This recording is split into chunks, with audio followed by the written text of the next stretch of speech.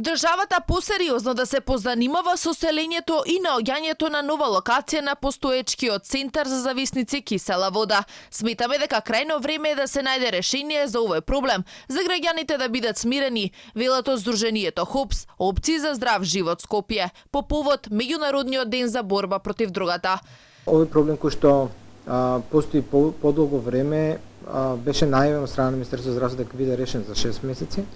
Во меѓувреме и се направија одредени обути за дислокација на тој центар за кисела вода во друга населба, меѓутоа излезе дека и таму има одреден тип на проблем.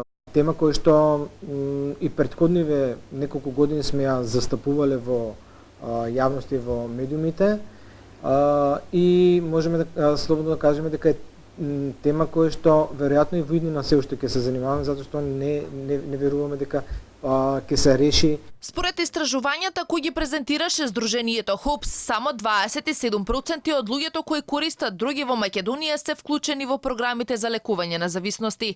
Резултатите укажуваат дека е многу под европскиот просек кој изнесува 50%.